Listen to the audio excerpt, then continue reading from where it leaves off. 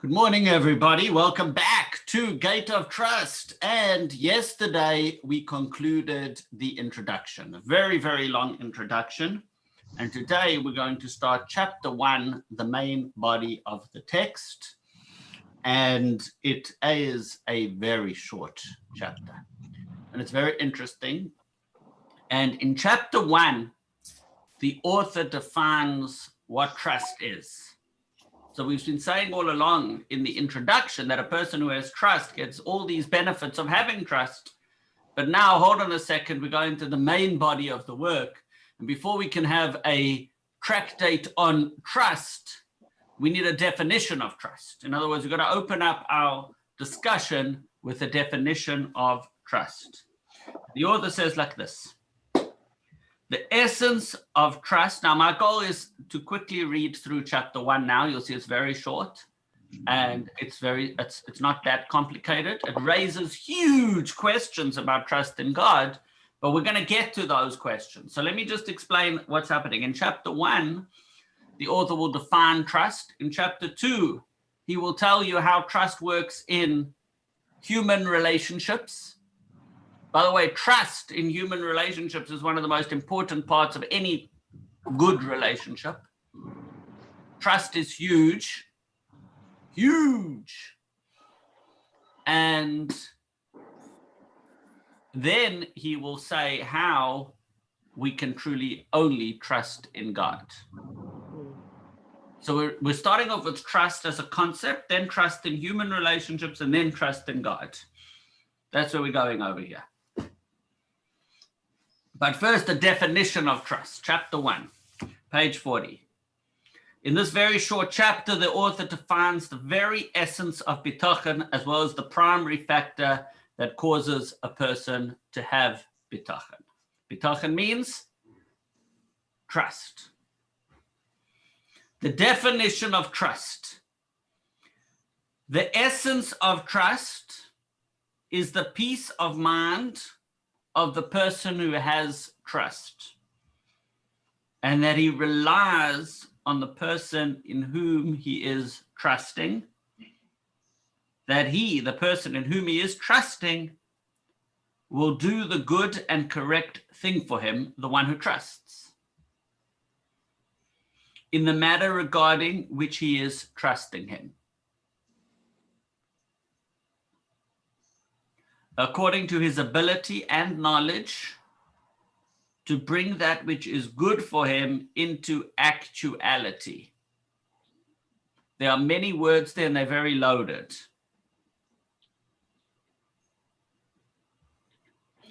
Trust is the peace of mind that a person has due to the trust he has placed in another, that the latter will do what he has entrusted him to do. So it's the peace of mind that you can rely on this person to actually do what you have entrusted them to do. However, in order to have this peace of mind, he must be completely certain that the person he trusts will be good to him. You have to trust that the person can be good and will be good.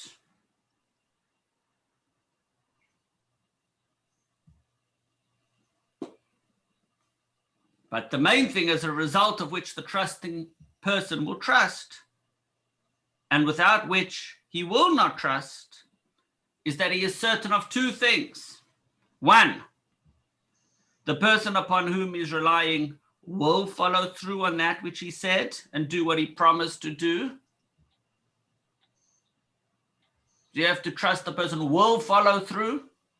And B, two, the person he is trusting even has in mind to do good with him that which he had never stipulated or assumed responsibility to do, and that he will do it as an act of his generosity and kindness. In many ways, this is a higher level of trust.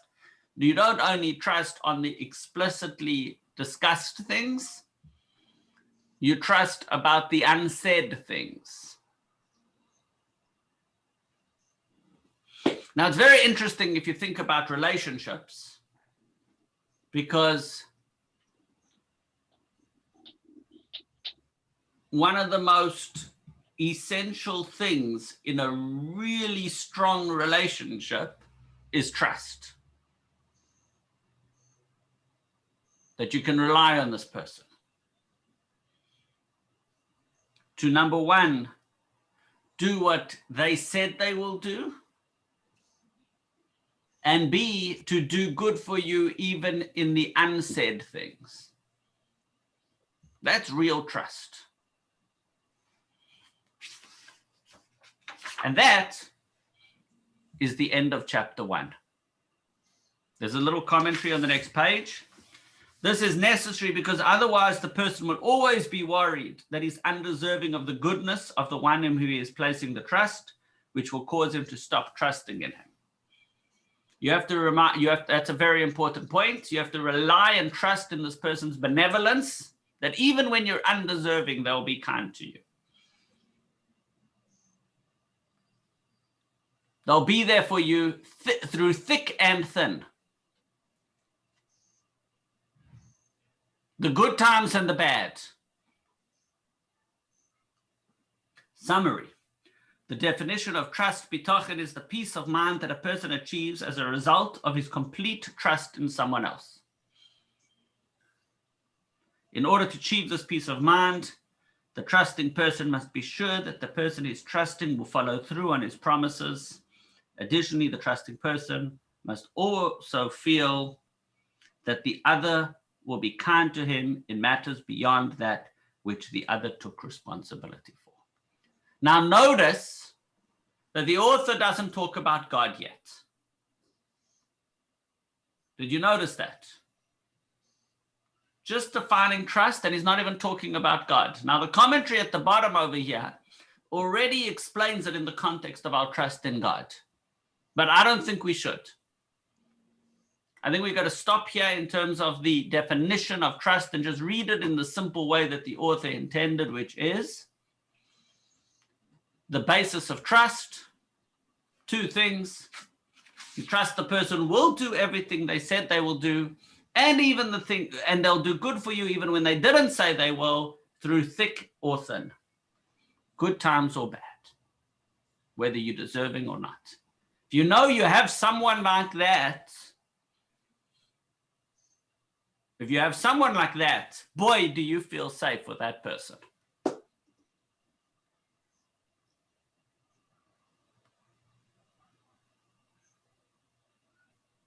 I guess there's the implication also that a person that you trust, when you hear something that you don't really want to hear, you know it's for your best interest. I think you're saying when a person you trust tells you something you don't like. Yeah, that's exactly what I'm saying. So by saying. extension, if you truly trust this person will always do good for you, and they will deliver, and they care about you, and they're benevolent to you, and they tell you, I'm telling you this for your good. You may not like the message, but you will truly know that they really are doing it for your good. Yeah, that implication is very important. Interesting. This seems to be very transactional. Explain. Very interesting. And although it's implicit here, to me, trust is more of a foundational relationship between two people that upon which transactions are based. It's a relationship between people that supersedes any specific action or deed or event. So I actually agree with you. I'm just not sure why you think this is transactional. Well, that's the first thing he mentions. Explain where? It's number one. It says the peace of mind that will do the good and correct thing for him. So the matter regarding which he is trusting, it's a specific deed that's being discussed here. Okay, and it goes on to say at the end, let me the person upon whom he's will follow through on that which he said and do what he promised to do. So it's the primary thing is based on a deed or an event or an agreement, as Well, opposed to we're saying for the future, and where's the transaction? Transaction is a give and take. pardon? A transaction is usually a give and take. You pay something, you get something back. Over here, it's almost one-sided. Well, it's a deed, an event. So I think what the author's saying is that you're trusting this person, not only that they care about you or love you or they want the best for you, but you're actually trusting this person to do the best for you. Yeah. In other words, it's a higher level of trust. So you can trust someone that their heart is in the right place, but they're unreliable. Right? They're people that their heart is in the right place, but they're unreliable. They love you unconditionally, but don't call them for a favor. Don't ask them to borrow any money. Rabbi, this is so not transactional, and I think that the English translation is missing a very key word. Which word? Libo. It says, V'sheyeh libo samuch al mi shebatach alav. You're talking about the heart. And the English translation does not use the word the heart. And the heart is anything but transactional. The point is, I got it. The point is, good point. The point is that you can rely on this person. In other words, it's not only that you trust the person cares about you or wants the best for you, but he's saying you can have peace of mind. True trust means you can rely on this person. You can rely on the other. That's a big deal. I'm going to ask you a personal question. Please don't answer. Okay? I don't want to know the answer. But how many people can you truly rely on in your life?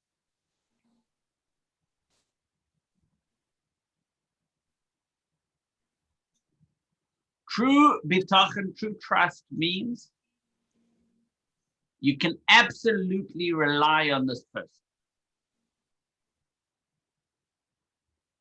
Not only they love you, not only they care about you, not only they'll be there for you when it's easier, when it's convenient, but through thick or thin, through good times or bad, when you deserve it. And he says, and this, Jerry, I think negates the idea of transactional, even when you don't deserve it. This person will do whatever they can to do good for you. Now, Let me ask a question. Yeah. To your point, is it more than just a desire on the part of the other person to do good, or they actually have to have the ability, the capability to actually do good? I have a question for you, Jerry. Do you rely on people that mean well? Sure. How much? Huh? How much? You rely on people that you trust can actually do well. So this is different than what Victor was saying, that their intent is secondary to their ability to deliver. It's both. They have the intent and they can deliver. True trust, you trust someone, you put your true faith, you put your trust in, you can't put your trust in someone who's not empowered, to somebody who's not capable. If you can't achieve peace of mind, then you don't trust. Beautiful, well said. It comes together with peace of mind. True trust gives you peace of mind. He says at the top, the essence of trust is the peace of mind of the person who trusts. That's By the the way, main he thing. finds a term over here. He uses a term here, menuchas hanefesh. Have you ever heard that term, menuchas hanefesh? It's a great term in Hebrew. It loses a little bit in English. Menuchas hanefesh means peace of the soul, rest for the soul, tranquility. Menuchas hanefesh. I don't know. We have to research if this is the first use of that expression. If it is, it's an amazing thing. Because this is this is like one of the top phrases in Hebrew. Menuchas hanefesh. Peace of mind. So, serenity, ladies and gentlemen. So we have this incredible introduction in which he defines trust, creates an incredibly high bar for trust. Trust means you have complete peace of mind that you can rely on the one whom you are trusting in. And if you don't have absolute peace of mind, then clearly you're lacking in trust. Chapter 2, Barak Sheni.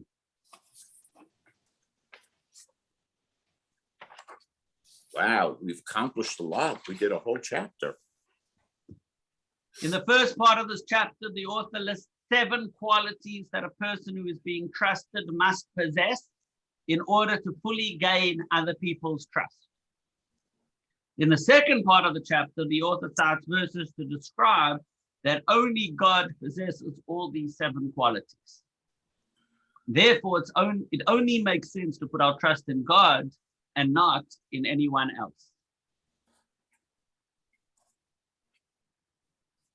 The 7 qualities of trustworthiness. The author begins this chapter by enumerating the 7 qualities.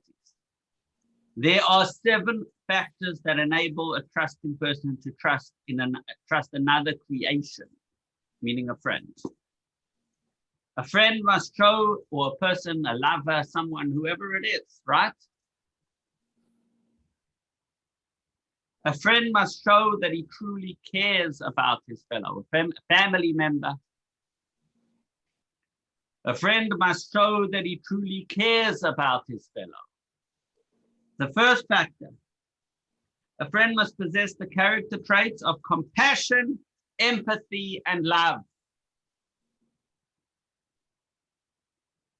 Knowing that a friend, see, it's interesting that he translates as he says in Hebrew it's chaver. He talks about a friend. Knowing that a friend has compassion and empathy for him, a person will place his trust in his friend and have peace of mind, again, menuchas hanefesh, hanuach nafshe, due to his reliance on him regarding all pressing matters. So the first thing you've got to know in order to trust someone is that they really, really love you and care for you.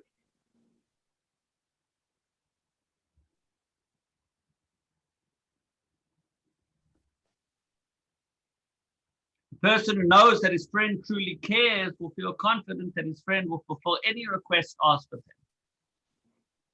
However, compassion alone is not enough to create trust in the person he cares about. Although the friend may care a lot about his fellow, it's possible that the former will not pay attention to him. Additionally, the friend may act lazily when it comes to actually helping his fellow.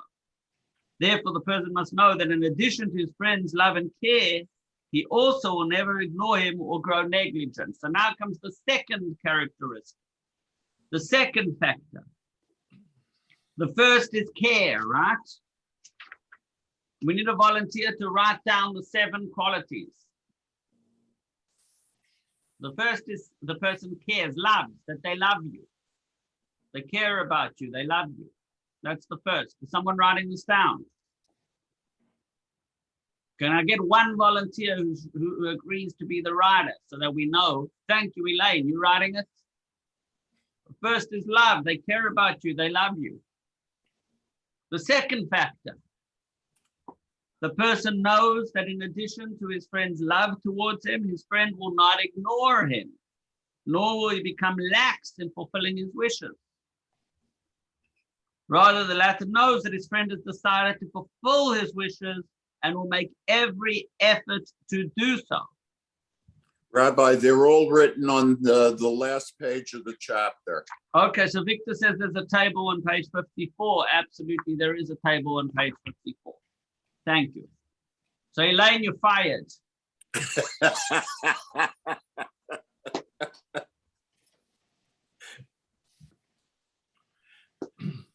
still think it's worth keeping our own list. That's really why I was suggesting that people Yeah, write. okay. Yeah, okay. For if all the above is not, in other words, not only do they love you, but they are committed to do for you. For if all the above is not clear, he will be unable to trust his friend completely because he knows that his friend may ignore him and become lax in fulfilling his wishes. Only when the friend he's trusting possesses both these qualities, the one, great compassion for him, and two, attentiveness to all of his matters, he will be able to rely on him without any doubt. Somebody told me yesterday, my father loves me, but he doesn't have time for me.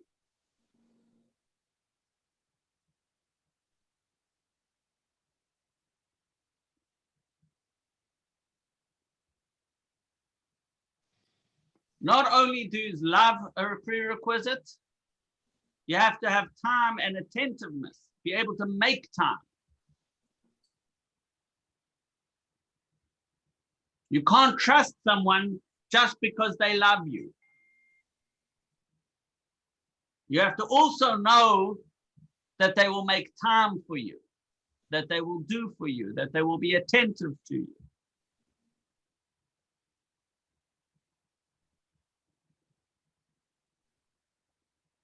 And this brings us into the third thing. However, even if he knows that the friend may have the best intentions to take care of him, by the way, let's keep our own list, because it'll be interesting to compare our language to the language they have in the table at the end. So I would say, number one, they love you. They care about you. I would just go with cares about you, truly cares about you. And B, the second, or number two, committed and attentive.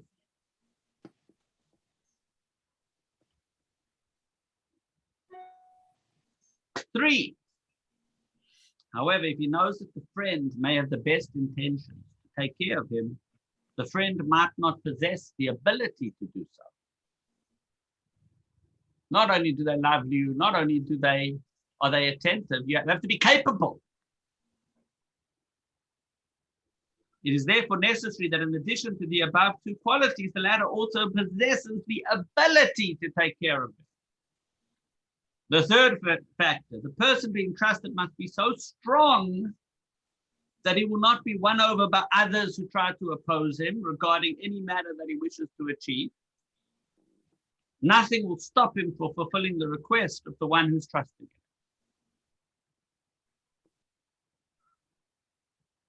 For if he's weak, then the trust in him cannot be complete, despite his clear compassion and attentiveness.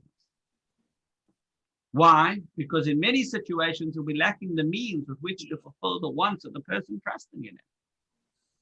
Only when all the above three qualities are combined and are present in a friend will it be most appropriate for a person to place his trust in him. The person has to be powerful. By the way, one of the hardest things children have to learn at a certain point of their lives is that their parents are not all powerful.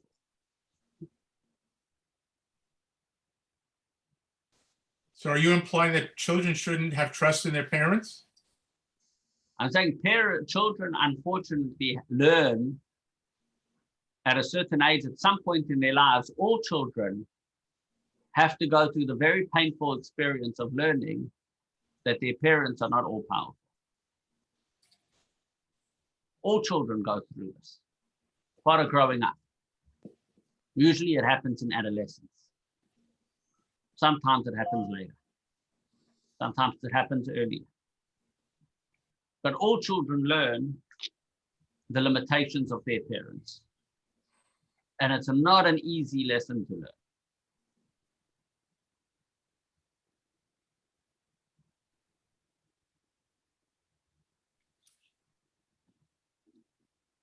Now, I'm not saying children shouldn't trust in parents. Parents, I'm saying it over here because parents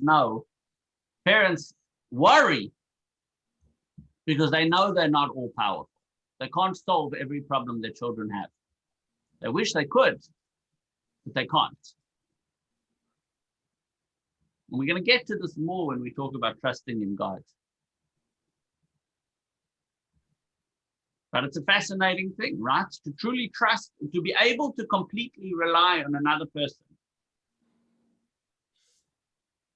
That person has to, number one, in other words, to be able to have complete peace of mind that you're safe. That person has to truly care about you, be attentive to you, and be powerful enough to solve every problem. Well, it's obvious from this one that this is where I think he starts to make a very strong move towards Hashem is the only one capable of this. Right. Seems like it, right? Right. It seems that in this one, because, I can be attentive, I can have love, okay, but this is a very, very, I'm going to use the word again, a strong position to take. I get it. I get where it's going, and it's brilliant. Elaine, you wanted to say something? Yeah, well, yesterday we were talking about having all that, the self, like in America, we're self-made into people.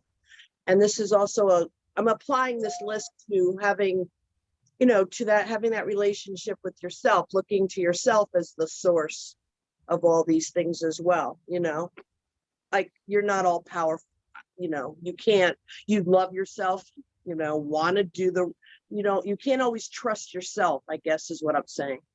Very wise. Interesting. In other words, the all-powerful, let's just think, pretty much everybody gets struck off the list at this point. As Victor and Jerry pointed out, at this point, if you want to have complete peace of mind, well, who is really powerful enough? What is very powerful enough to solve all your problems? And this puts a serious question in anything other than God. So like Jerry and Victor pointed out, it's clearly leading us in that direction. Lou, you want to say something? I just wanted to comment. In addition, wouldn't a tzaddik be a person that you could rely on unquestionably? That's very good. That's very, very good. A true tzaddik. So let's put it this way. The Jews in the desert could rely on Moses. That's a perfect one.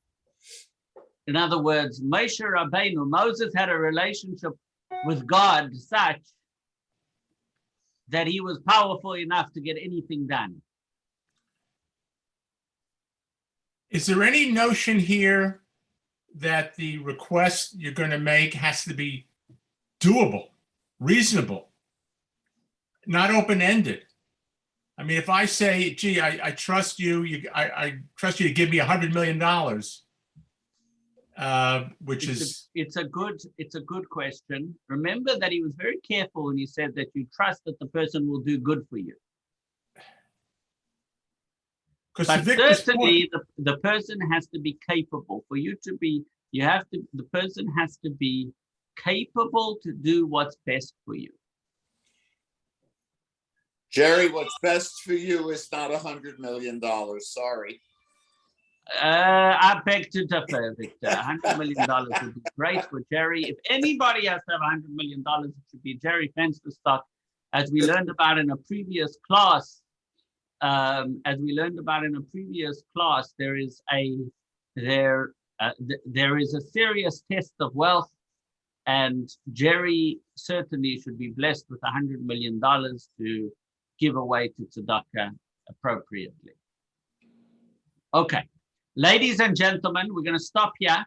we've learned three aspects of, we've spoken about the definition of trust, the capacity to absolutely rely on another because we believe that person will follow through and in a good and wants the best for you. Those are the two aspects of the definition. And now we're saying three aspects of trust, three core ingredients of trust. Number one, the person cares. Number two, the person is fully attentive. And number three, the person is powerful. Capable of delivery. You can't trust someone who's not capable.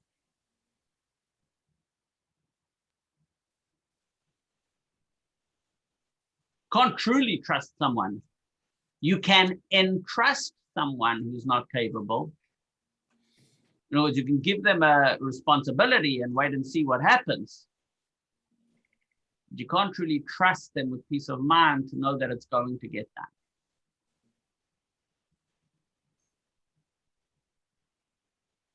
Ladies and gentlemen, let's stop here. Rabbi, but so far, if I include number 3, it does work between people, but not all the time. That's true. That is true. That is true. That is 100% true. You can trust people to a certain degree. You can trust people to a certain degree. And in a good relationship,